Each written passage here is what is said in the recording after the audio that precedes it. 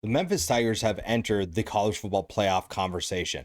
This is a team that we didn't really know what to expect from them coming into the year. We talked about some of the changes that were made and maybe how they were going to potentially reload, but there are some big questions about this team. And after this weekend, some of those questions have been answered. We're going to dive into the Memphis Tigers, look at their win from this past weekend, and also talk about what we should expect from Ryan Silverfield's team. A 32-31 win was thrilling. You're playing in front of a reduced crowd because of the renovations going on in the Liberty Bowl. It'll always be the Liberty Bowl no matter what they change it to, but that was a tough situation to be in. You didn't have the same home field advantage that you might have had with a full crowd, but this team found a way to get things done. And to be completely honest, I thought it was looking kind of dire for them. There was a time where it felt like Arkansas was going to potentially pull away, and Memphis just figured it out. They found a way to win, and they forced a late turnover to give them the win. That was huge, and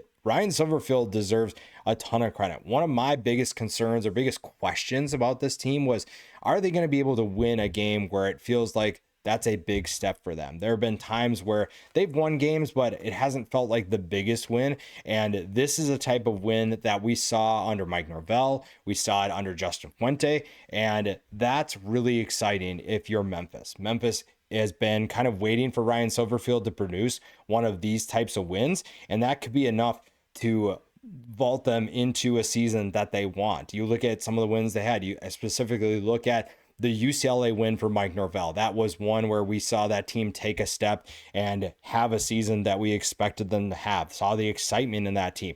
This could be the same thing for this team. And that's really exciting because this is a team that is full of transfer portal talent.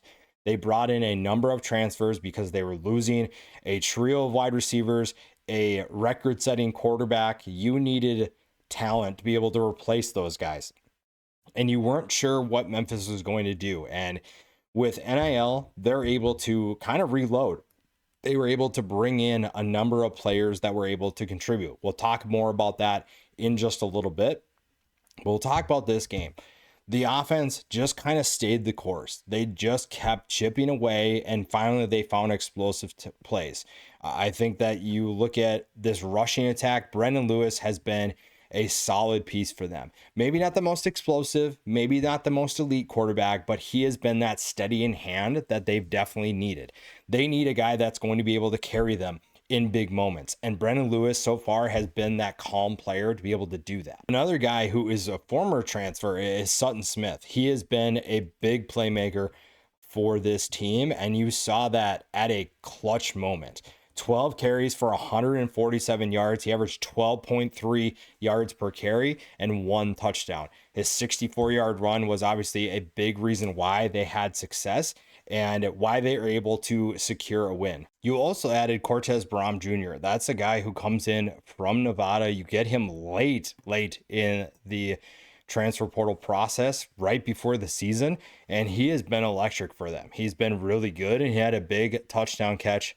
Not even entirely sure how that stood. I didn't get to hear what the call was, but the touchdown catch gives them an opportunity to stay in this game, and it's a touchdown they desperately needed, because when you look at what they were going through at the time, it was definitely a touchdown that they needed to keep momentum going, because it was 28-10 in favor of Arkansas, and that touchdown brought it to within 11, which is still kind of far away of where you wanted to be, but it still gave you a within reach chance of winning this game. So you're making plays in moments when you needed to, and that's a big thing for this program. That's a big thing for this team. The offense clearly had things figured out, and they understood when they needed to make big plays, and they delivered. And Brendon Lewis deserves a lot of credit for that, but also some of the guys that you were able to bring in, whether that's this year or previous years, have been big contributors when you've needed them the most. And that comes with Greg Drazay Jr. not exactly contributing as much as you expected. Now, the concerns you have with him have nothing to do with his ability, right? So it's not really like he hasn't been able to live up to the hype.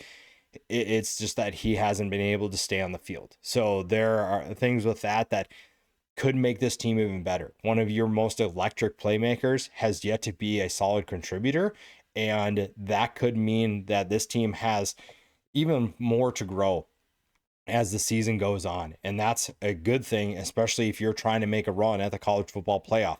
You are going to need depth, and you are going to need guys to be able to step up. And you're going to add to a rushing attack that already saw Sutton Smith run for 147 yards, Brendon Lewis running for 103. So you have a good 1-2 punch. And now you throw that in there as well. You're feeling pretty good about what this team could be and the options that you have. Now, the one concern for this team is probably going to be on the defensive side of the ball. Arkansas had 500 total yards of offense, 325 through the air, 175 on the ground. Taylor Green gave them everything they could and then some.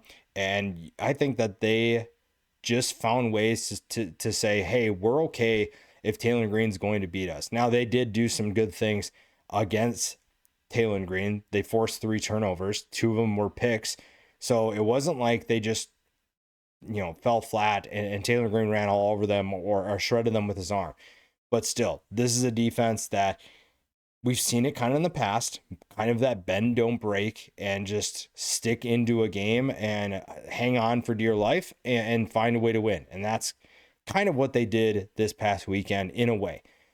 Now, they did make clutch plays, so it's a little bit different. It's a group that just kept fighting back. And this defense was a big reason why they won, right? You forced the fumble and to seal the game. When Arkansas is driving, it felt like the Razorbacks were just going to take it down and score, and then it was just going to be a matter of how much time does Memphis have left on the clock. That was a big question there.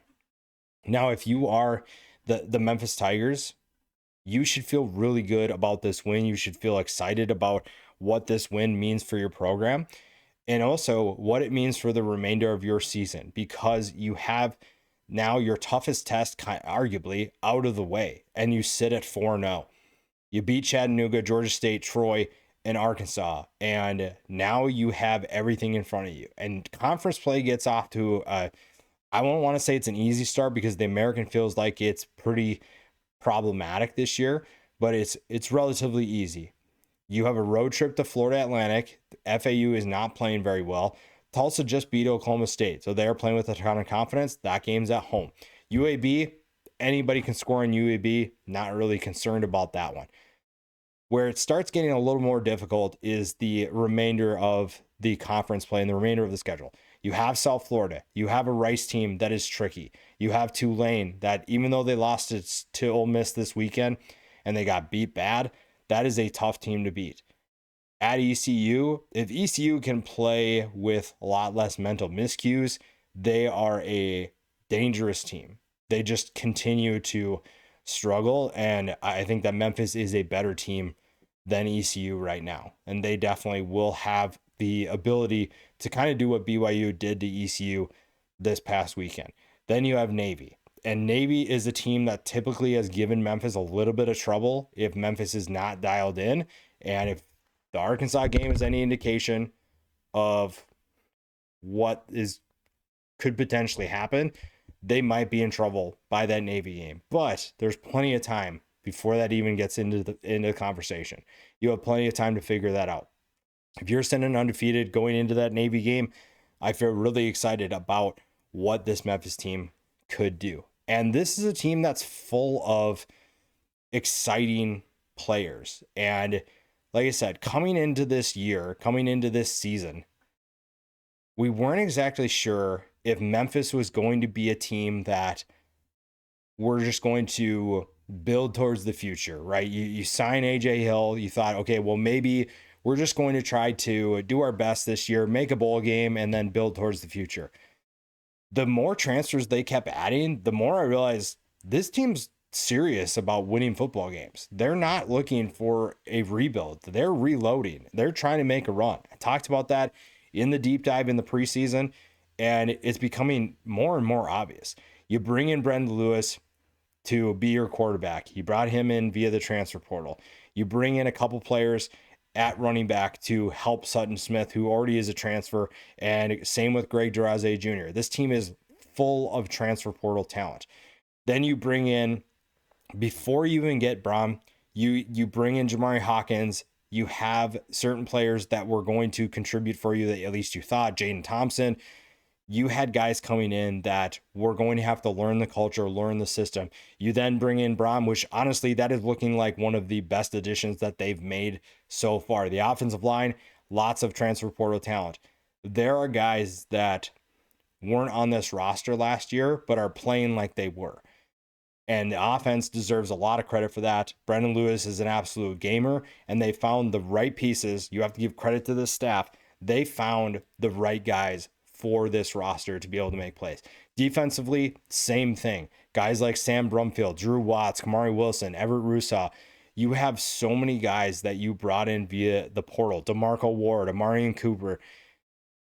This team is full of transfer portal talent, and it's adding to the excitement of this team, because typically transfer portal heavy teams have some struggles. And yes, it's just 4 games in. There's still plenty of opportunities for this team to have some obstacles to have to navigate. But so far, they're playing like they've played together for forever. They're playing with confidence. They are playing for each other. When you watch the Arkansas game, every time a player made a play, there's 3 or 4 other guys coming up to him, dapping him up, and so excited for their teammates. You just don't see that very often. And that's why this team is so different. That's why this team is so exciting. And again, Ryan Silverfield has had his fair share of struggles during his time, but he's also figured out how to win.